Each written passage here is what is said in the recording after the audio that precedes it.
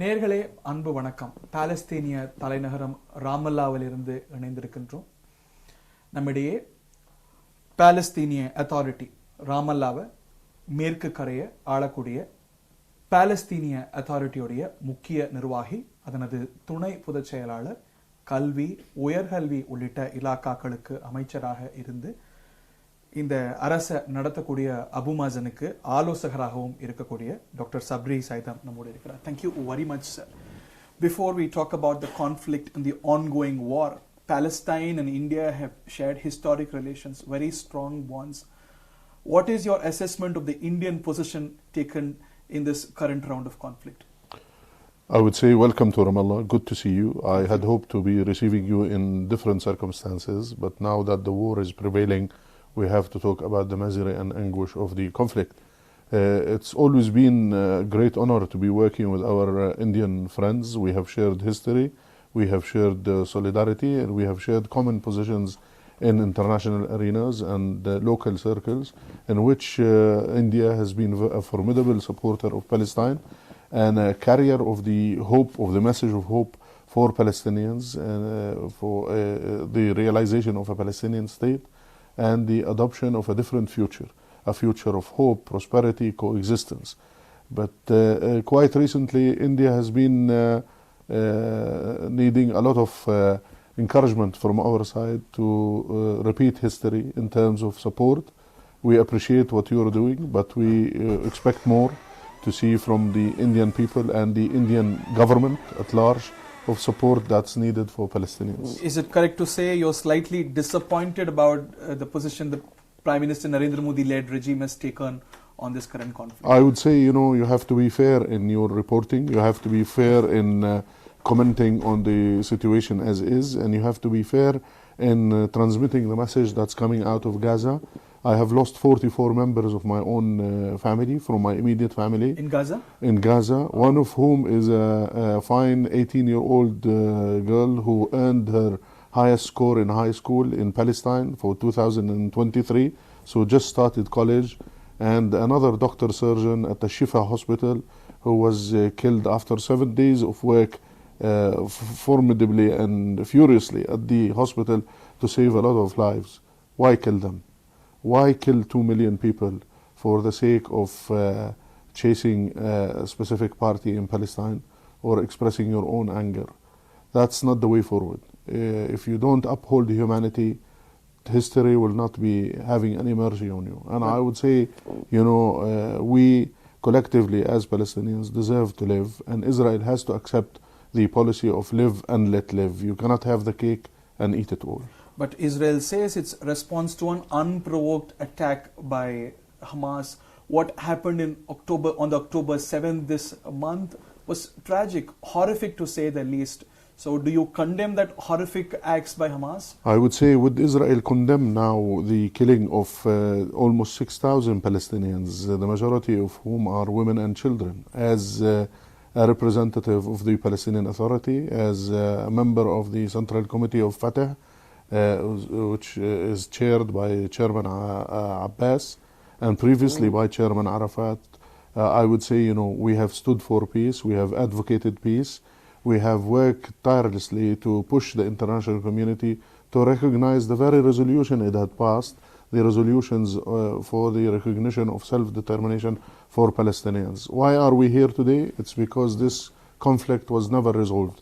And here comes the responsibility of the international community, and here comes the need to seize the moment. Although it is gloom and gloom, although it is a massacre, what's happening to our people, I would say it is also an opportunity for the people around the world to recognize that there is a job that was unfinished, that has led us to places, and one of the miserable and most tormenting places is where we stand today.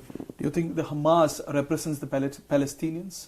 I would say it's not an issue to do with Hamas anymore, of what we see of the scale of Israeli bombardment. It is genocide. What is happening, the immediate killing of Palestinians, is genocide. 6,000 people. What would a baby do to Israel? How would this, the murder of babies would ever bring peace to Israel? There's no electricity, there's no water, there's no telecom, and there's no life offline for the Palestinians there. And we hear Israeli politicians say that, we have to kill Palestinians because they voted Hamas. You're telling me that a little baby has voted Hamas in? Come on.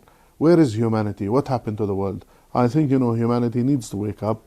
And I think this is the opportunity. You're absolutely justified in your anger, but Israeli children, Israeli elderly women who are 95, 100, they were killed, massacred. I belong to the PLO. 7th. I belong to the PLO. The PLO always advocated a message of peace, at least in the coming 2 decades, 3 decades.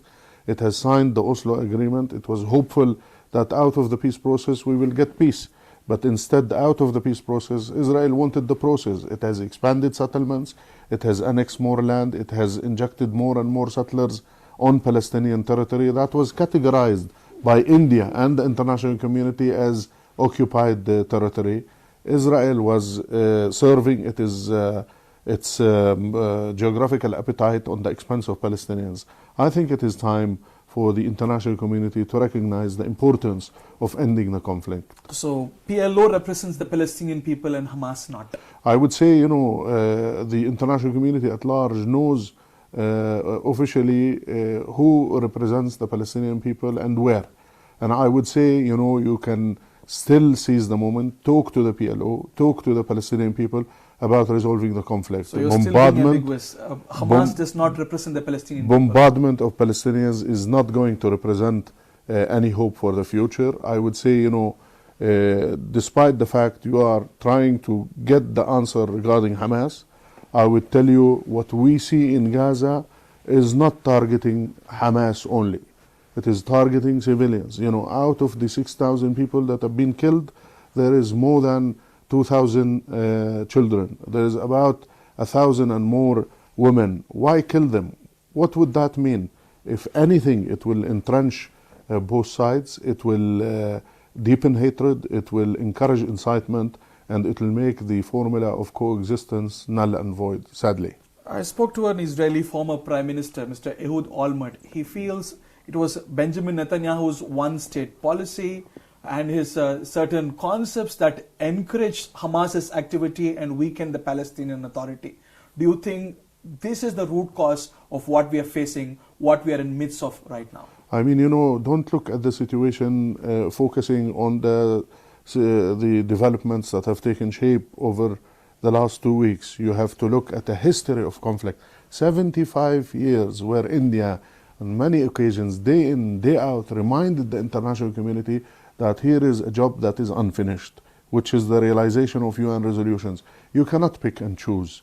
UN resolutions implemented in specific parts of the world while the Palestinians have been deprived. And Abu Mazen, our president, had said it many times. There's over 1,000 decisions that were passed by the UN, whether at the General Assembly or at the Security Council. Why don't you implement even one, just one of them, to convince us that you care? So the carelessness of the international community, the stance of doing nothing, has delivered the developments that we see that have led us to today. I think, again, it is an opportunity and one should seize the moment to change the reality on the ground. You spoke about Indian position in the past. Do you believe in a way that the Indian support for the Palestinian cause has weakened or diluted with its close friendship with Israel getting deepened? I wouldn't say that, it's been diluted in the hearts and minds maybe of the older generation of Indians. They know the connection between Palestine and India. But I think there is a responsibility on your back and the back of media platforms to report fairly from Palestine, to say who occupied who. You cannot support the oppressor over the oppressed. You cannot support the victimizer over the victim. We are the victim. If you look at international law, if you look at UN resolutions, we are defined as the people who are under occupation. Sometimes Israel uses media to portray the non-reality, I would say, denying reality by giving the impression that we, the Palestinians, are occupying Israel. It's vice versa. And with that comes the big question. Is it the responsibility only of the Palestinians to fight for their own independence? I think it is the responsibility of all those who have amassed weapons now. Instead of amassing your weapons, why don't you put your political zeal into this and finish the Arab-Israeli conflict in a way that is acceptable, that promotes peace, that allows coexistence, And I would tell you with honesty, as a human being, I don't like to see anybody suffer. Anybody, anywhere, regardless of their religions, walk of life, or school of thought. Do you still believe in a two-state solution? Do you think this crisis has in a way presented an opportunity to work towards that? Yeah. There are certain hopes in some sections of Israeli political spectrum. If you look at the picture, you see pessimism everywhere. I like to be optimistic. I like to build on this to say, time has come for us collectively to come to sense. And the sense is basically aligned with the need to establish an independent Palestinian state. And here comes the most Alongside important... Israel? I would say alongside Israel, yes, in accordance with international law and UN resolutions and the wish and will of all partners around the world.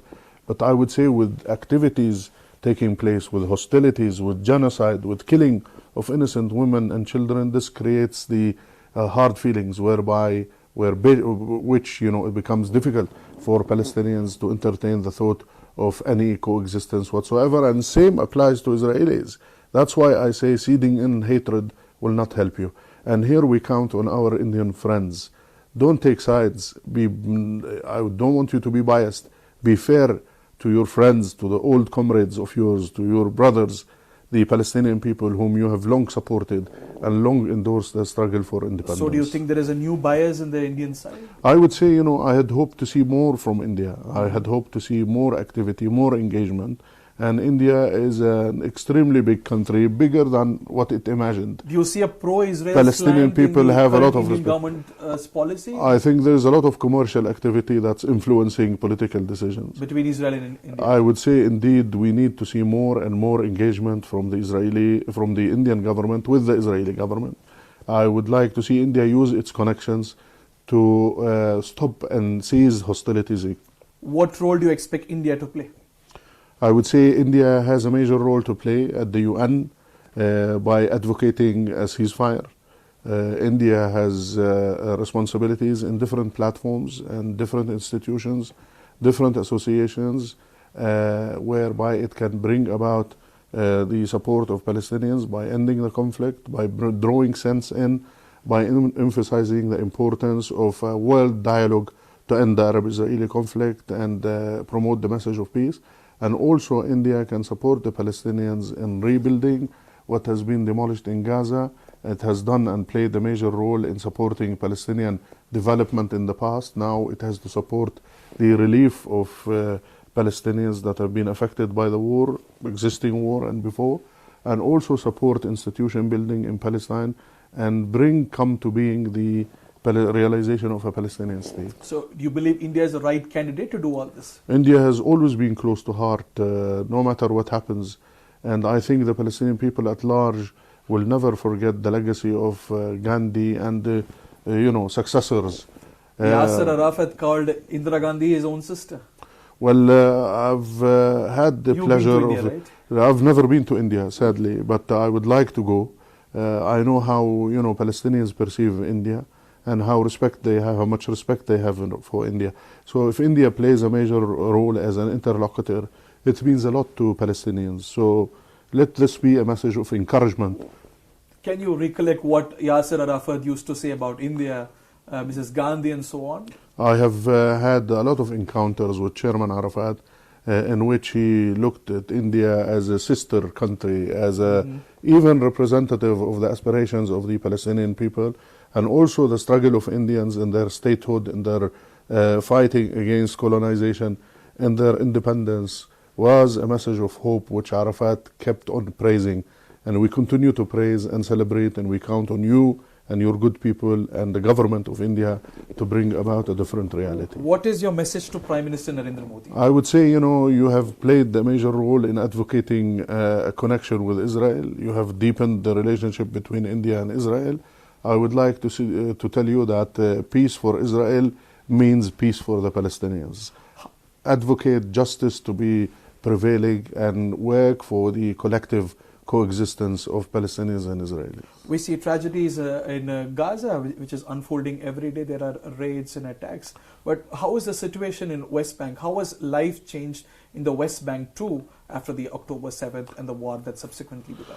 Remember, it has not been a while since Netanyahu stood before the world with the map showing, the future of the Middle East. And the map, there was no Gaza and there was no West Bank. So people who are watching the developments on the ground recognize the fact that Netanyahu is going to finish Gaza by pushing Palestinians, hopefully, or at least he's hopeful rather, to get Palestinians out. But hopefully we collectively will prove that with our steadfastness this will not happen, and then turn around to go to the West Bank and finish the Palestinian identity at large by evicting Palestinians to Jordan, hoping that this will bring peace. I would say, trouble in your backyard is trouble at home. Never sit tight and believe that you can forge a peace through barbed wires and through walls. You have to knock the moral wall that exists in your mind and believe in the policy of live and let live. Netanyahu often asked us to negotiate without even raising any condition. Can you imagine? You negotiate your pizza while it's being eaten? This is what was happening. There were talks of several rounds of negotiation that involved Israel and Saudi, also some concessions to Palestine, the Palestinian Authority, and there is also a theory that the whole attack was to sabotage that deal, a trilateral deal of which a Palestinian Authority was also part of. Is that something you can confirm? Well, let me say that, discussion was underway. Things were looking at least a bit hopeful, but I would say it's all talk. There's not been any solid developments. And I would say, you refer to Olmert. Olmert advocates his message and says, the two-state solution, and that he's offered Abu Mazen, a deal that he couldn't have refused. But Correct. Abu Mazen, so to correct this narrative, Abu Mazen had asked him many times to give him a copy of the document so that he's able to resonate this back with the government. But Netanyahu refused.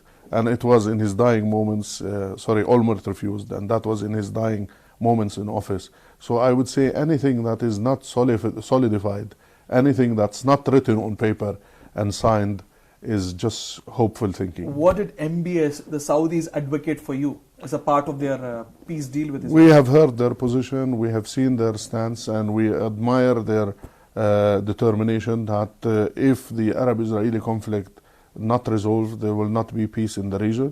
And remember, Saudi was the one to have come up with what developed later to become the Arab Initiative. Mm-hmm. So the Saudis know quite well that item 1 on the initiative is to give back the rights to the Palestinians and to allow justice to be served, and then go to number 2, which is normalization. So was this part of this current discussions too? There's no discussion whatsoever. As per the Saudi initiative? There's no discussion currently taking place. What is taking place is prioritizing the end to war. I know there's been talk about aid, talk about refusal of displacement of Palestinians, but our top priority is ending hostilities now. Can you talk to us about the current situation in Gaza? I'm sure you're in good connection with people there and you follow developments there. Can you tell our viewership about the current situation in Gaza and what do you hope to be the situation in Gaza in the near future? Situation is extremely desperate. People have no water, electricity, there's no telecom, even their phones are running out. Their capability to move is limited, bombardment everywhere. Israel is targeting civilian installations, and there's been a severance of all services, basic services, and even the Rafah crossing, when it had opened for small number of lorries to bring in aid, it was damaged, it was bombed by Israel on day 1. So every aspect of life is dying out, and Israel is hopeful by killing means of life, it can push Palestinians that have been mobilized from the city of Gaza and northern Gaza to the south. They will be basically deported to Egypt. But Egypt, luckily, is taking our position, and I hope it will be firm in its stance not to allow exodus of Palestinians into Egypt and not allow the second Nakba to happen whereby Palestinians are displaced. It's bad enough that Israel has mobilized half of the population of Gaza into southern Gaza. there is a section of Israelis who hope that Hamas will be defeated at the end of this conflict, and they hope Palestinian Authority to take over in Gaza too. Is that your hope too? I would say, Hamas has been part of the Palestinian political divide, as it were. But do you think they are a legitimate player in this? No, they're not a member of the PLO, as you know. Yes. And Fatah has many times had negative encounters with Hamas. But I think it is not the time now to open old wounds. It's time to save the lives of our people, and we have to advocate this push for the cessation of hostilities. I would say also that the PLO has invited many parties beyond Hamas to join the PLO, so that we all resonate the same message. And I remain hopeful that this push from the international community will resurface the importance and revitalize the work for the establishment of peace in the future. Mind you, the eradication of a specific party by means of force sometimes or most of the times has proven to have made the party stronger. So if this was a military operation to eradicate a Palestinian group, be assured that the way the bombardment attacks, the savagery with which Israel is showing might, is not going to be the solution for the future. Your leadership has been having multiple encounters with the United States presidents and the Secretary of State and other leaders. What is the US telling you? What is their promise to you? I think, the biggest promise that was broken, that the Biden administration will be serious about the peace process, will be serious about the recognition of self-determination and rights to Palestinians.